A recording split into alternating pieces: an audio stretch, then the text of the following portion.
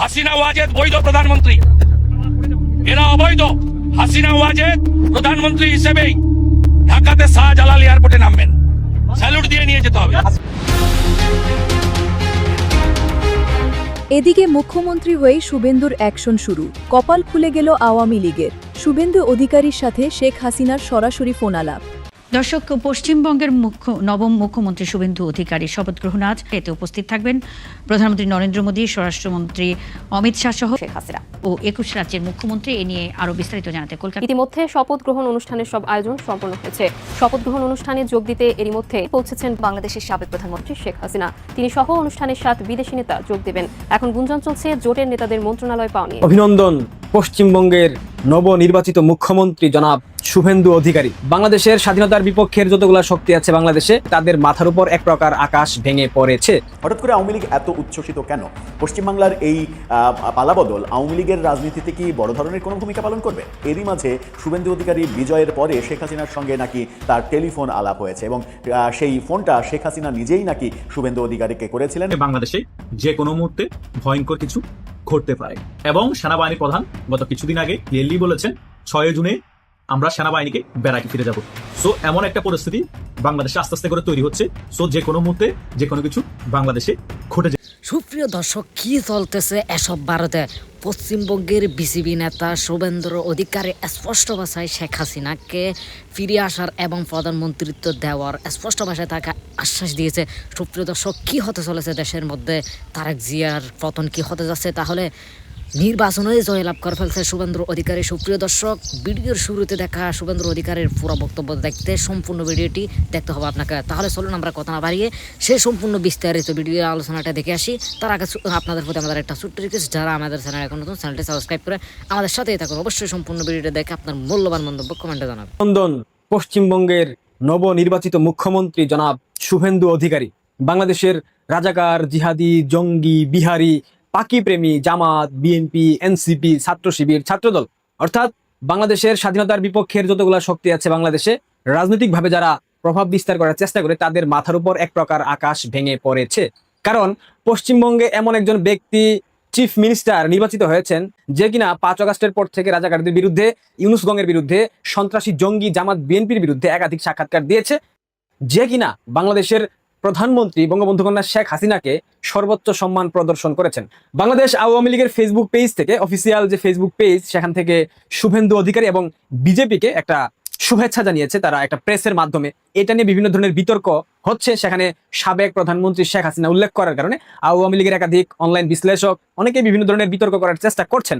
তাদের উদ্দেশ্যে একটা কথা, দেখেন, রাজনীতিতে ডিপ্লোমেসি অনেক গুরুত্বপূর্ণ একটা পার্ট। তারেক রহমানের সরকার নির্বাচিত হোক কিংবা নির্বাচিত না হোক, কিংবা জনগণের ভোটে হোক কিংবা না হোক, এই সরকার একটা নির্বাচন দিয়ে ক্ষমতা এসেছে। এরপর ভারত সরকার কিন্তু তারেক রহমানকে প্রধানমন্ত্রী হিসেবে শুভেচ্ছা জানিয়েছে। বঙ্গবন্ধু কন্যা ভারতে অবস্থান করে তিনি চাইলেও ডিপ্লোমেসির ঊর্ধ্বে গিয়ে তাকে রানিং প্রধানমন্ত্রী হিসেবে কোনো প্রেস দিতে পারেন না। সুতরাং সেই জায়গা থেকে আমি ব্যক্তিগতভাবে মনে করি এই প্রেসটা দেওয়া হয়েছে যেহেতু ভারতবর্ষ তারেক রহমানের সরকারকে শুভেচ্ছা জানিয়েছে, বঙ্গবন্ধু কন্যা ভারতবর্ষে অবস্থান করছেন, সেই জায়গা থেকে তিনি সাবেক প্রধানমন্ত্রী হিসেবে নিজেকে সম্বোধন করেছেন এবং আওয়ামী লীগের ফেসবুক পেজ থেকে এটাই দেওয়া হয়েছে। এটা নিয়ে বিতর্ক করার মতো কোনো বিষয় আমি দেখছি না। আরো একটা বিষয় নিয়ে বিতর্ক করার চেষ্টা করা হচ্ছে যে শুভেন্দু অধিকারীকে বিশেষভাবে কেন শুভেচ্ছা জানানো হলো।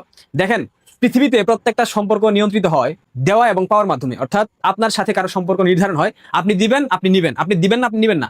5 আগস্টের পর থেকে যখন বাংলাদেশ আওয়ামী লীগের পক্ষে কথা বলার মতো কেউ ছিল না, 5 আগস্টের পর যখন আওয়ামী লীগের নেতাকর্মীদের উপর নির্যাতন, নিপীড়ন, হত্যা, খুন, গুম, যাবতীয় অপকর্ম আওয়ামী লীগের বিরুদ্ধে করা হয়েছে, বঙ্গবন্ধুকে অসম্মান করা হয়েছে, শেখ হাসিনাকে অসম্মান করা হয়েছে, এইসব বিষয় আন্তর্জাতিক গণমাধ্যম কিংবা উপমহাদেশের বিভিন্ন গণমাধ্যমে তুলে ধরার মতো কেউ ছিল না।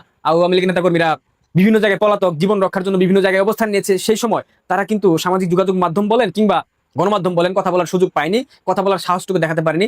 ঠিক 5 আগস্টের পর থেকে এই একটা মানুষের উপর আমি ব্যক্তিগতভাবে কৃতজ্ঞ, তিনি আমাদের হয়ে কথা বলেছেন।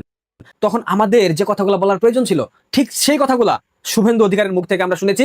ভারতের প্রত্যেকটা গণমাধ্যমে তিনি বাংলাদেশের নির্যাতন, বাংলাদেশে আওয়ামী লীগের নেতাকর্মীদের উপর নির্যাতন, বঙ্গবন্ধুকে অসম্মান, শেখ হাসিনাকে অসম্মান, সবকিছু নিয়ে একাধারে বলে গেছেন। সুতরাং তার প্রতি একটা বিশেষ কৃতজ্ঞতা বোধের জায়গা আওয়ামী লীগের নেতাকর্মীদের থাকা উচিত বলে আমি মনে করি।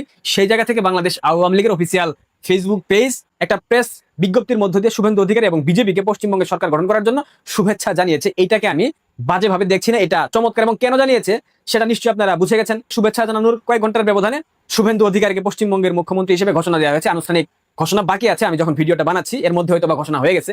আগামীকাল কলকাতার প্যারেড গ্রাউন্ড কোনো একটা জায়গায় হয়তো বা সেখানে তার শপথ গ্রহণ অনুষ্ঠান হবে, সেখানে নরেন্দ্র মোদী থাকবেন, বিজেপির সকল রাজ্যের যারা মুখ্যমন্ত্রী তারা উপস্থিত থাকবেন। একটা উৎসবমুখর পরিবেশে আগামীকাল শুভেন্দু অধিকারী, যিনি কিনা বাংলাদেশের রাজাকার, জিহাদি, বিহারি, জঙ্গি, জামাতি, বিএনপির বীজদের জন্য একটা আতঙ্কের না, শুভেন্দু অধিকারী মুখ্যমন্ত্রী হওয়ার পর থেকে বাংলার আকাশে আমরা অন্ধকারের ছায়া দেখতে পাচ্ছি। বাংলার আকাশ বলতে কাটা তারের ওপারে নর্থ ওয়েস্ট বেঙ্গল বাংলাদেশে আমরা অন্ধকার ছায়া দেখতে পাচ্ছি। কারণ তাদের জঙ্গি সিস্টার, তাদের জঙ্গি মাতা মমতা বন্দ্যোপাধ্যায়ের পরাজয়ের পর তার অনেকটা কষ্টে আছে। সুতরাং এগুলা নিয়ে বলার কিছু নাই, এটাই বলার ছিল। বাংলাদেশ আওয়ামী লীগের পেজ থেকে যে ধরনের বিবৃতি দেওয়া হয়েছে, প্রেস বিজ্ঞপ্তি দেওয়া হয়েছে, এটাকে আমি সাধুবাদ জানাই। আমি অনেক সমালোচনা করি, যেটা ভালো উদ্যোগ, যেটা ভালো কাজ সেটা প্রশংসা করতে হবে, যেটা ভুল সেটা ধরিয়ে দিতে হবে, যেটা সমালোচনা করার মতো বিষয় সেটাকে নিয়ে সমালোচনা করতে হবে। কেন সাবেক বলা হয়েছে প্রধানমন্ত্রী শেখ হাসিনাকে এবং কেন শুভেন্দু অধিকারীকে স্পেশালি শুভেচ্ছা জানানো হয়েছে, নিশ্চয়ই সেটা আপনারা বুঝতে পেরেছেন, আমি বুঝাতে সক্ষম হয়েছি। আজকে পশ্চিমবঙ্গে শুভেন্দু অধিকারীকে পশ্চিমবঙ্গের মুখ্যমন্ত্রী ঘোষণা দেওয়া হলো।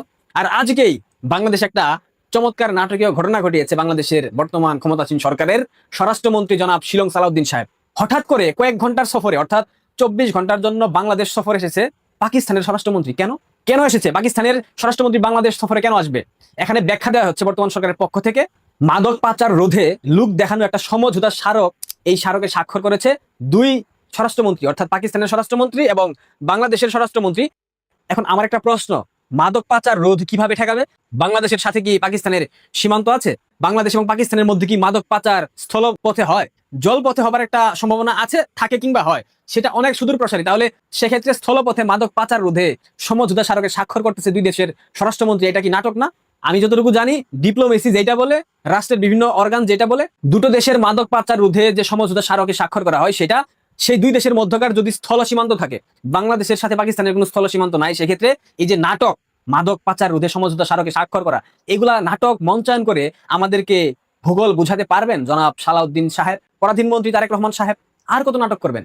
আজকে হামের একটা শিশু মারা গেছে, যার পিতামাতা বিয়ের 11 বছর পর সন্তান জন্ম দিতে সক্ষম হয়েছে।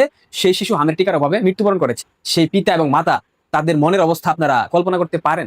শুধু এটাই না, হামে মৃত্যুর যে সংখ্যা দেখানো হচ্ছে, মোট সংখ্যা এটা ভুল। প্রায় 50 জনের উপরে শিশু মৃত্যুকে সরকার আনুষ্ঠানিকভাবে দেখায়নি। ইউনিসেফের যে সংখ্যা সেটা দেখায়নি, কারণ দেখালে এই সংখ্যা বেড়ে যাবে।